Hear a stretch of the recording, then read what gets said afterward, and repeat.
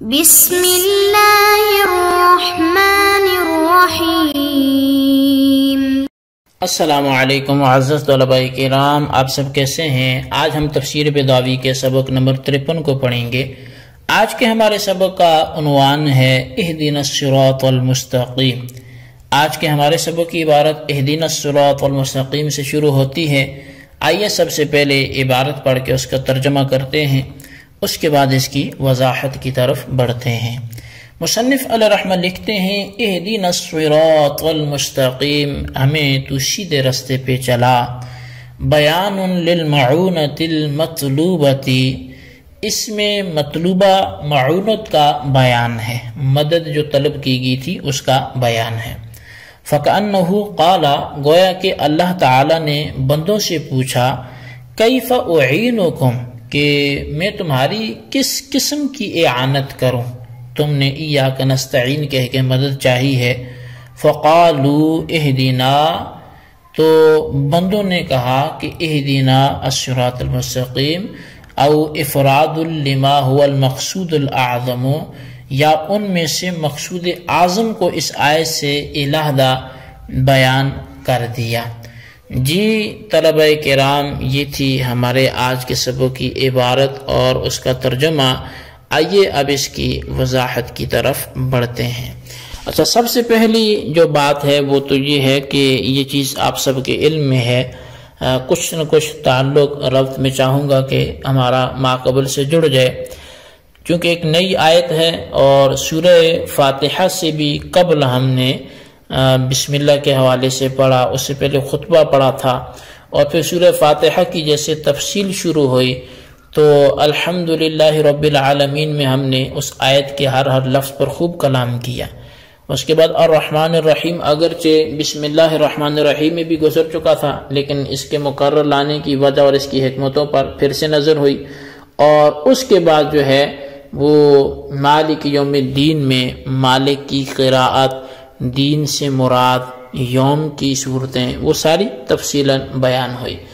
اس کے بعد ایاک نعبد و ایاک نستعین، جو ابھی ہی ہماری گزشتہ سبق سے یہ آیت کا درس کلوز ہوا ہے، تو ایاک پر بھی گفتگو ہوئی، نعبد کے جمع ہونے پر ہوئی، و ایاک کو دوبارہ سے لانے پر ہوئی، نستعین پر ہماری گفتگو ہوئی۔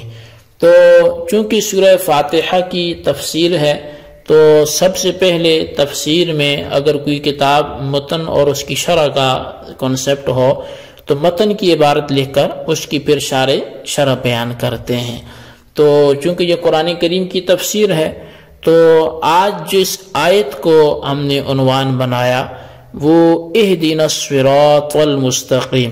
اب آیت تو یہی ہے لیکن اس کی تفسیر جو ہے وہ اس کی وضاحت کرے گی، اور تفسیر میں کیا کیا بیان ہوگا تو اس آیت کے متعلق قاضی صاحب کل 3 بحثیں کریں گے، یعنی اہدنا الصراط المستقیم والی جو آیت ہے اس کے متعلق قاضی بیضاوی علیہ رحمہ وہ 3 طرح کی بحث کریں گے۔ پہلی بحث تو اس جملہ کے ارتباط سے متعلق ہوگی، یعنی اس کا ماقبل سے ربط کیا ہے، تعلق کیا ہے، اس حوالے سے وہ پہلی بحث کریں گے۔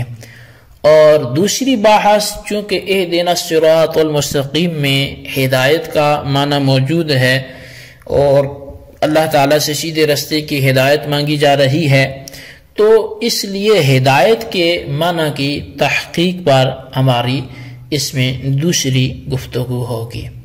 اور تیسری جو بحث اس آیت میں ہوگی وہ چونکہ جس چیز کی ہدایت مانگی گئی وہ سیدھا رستہ ہے، جسے عربی میں صراط مستقیم بولتے ہیں، تو پھر تیسری جو بحث ہے وہ صراط مستقیم کی تحقیق میں ہے کہ سیدھے رستے سے کیا مراد ہے، صراط مستقیم سے کیا مراد ہے۔ تو چلیں اب ہم ان کی بالکل وضاحت کی طرف بڑھتے ہیں۔ اس جملہ کے ارتباط کے متعلق، یعنی پہلی بحث کو اگر ہم شروع کریں کہ اس جملے کے ماقبل سے جو ربط کیا ہے، تو اس جملے کے ارتباط کے متعلق شارحین کی 2 رائے ہیں۔ ایک چارے یہ فرماتے ہیں کہ یہ جملہ مستانفہ بھی ہو سکتا ہے اور جملہ مستقلہ بھی ہو سکتا ہے۔ اگر جملہ مستانفہ مانا جائے تو اس کی تقریر یوں ہوگی کہ جب ایاک نستعین میں بندے نے مدد طلب کی، اب وہ خواہ ادائے عبادت کی صورت میں ہو، خواہ تمام مہمات کے سلسلے میں ہو، تو اب گویا اللہ تعالیٰ نے اس سے پوچھا کہ اے بندے تمہاری کس طرح اعانت و مدد کریں، تو مدد چاہتا ہے تو تمہاری مدد کس انداز سے کی جائے؟ تو بندوں نے اللہ تعالیٰ سے کہا اہدنا الصراط المستقیم، تو یہ معونت مطلوبہ کا بیان ہے، لیکن بیان سے یہاں لغوی معنی مراد ہیں، وہ عطف بیان والے معنی مراد نہیں ہیں۔ اور جب بیان ہے تو اس جملہ کو ما قبل کے جملے کے ساتھ کمال اتصال ہوگا، کیونکہ بیان کو مبین کے ساتھ کمال اتصال ہوتا ہے، اور جب کمال اتصال ہے تو حرف عطف کو ترک کر دیا گیا۔ اور دوسری صورت یہ ہے کہ اس کو جملہ مستقلہ مانا جائے۔ اس صورت میں تقریر اس طور پر ہوگی کہ بندے نے نستعینوں کے اندر تمام مہمات کے سلسلے میں مدد طلب کر کے اس بات کی خبر دے دی کہ تمام چیزوں میں لائق استعانت اللہ تعالیٰ کی ذات ہے، اور پھر اہدنا الصراط المستقیم کے اندر مستقلاً اس چیز کو طلب کیا جو ان مہمات میں سب سے زیادہ مقصود اعظم ہے، یعنی صراط مستقیم تک پہنچنا۔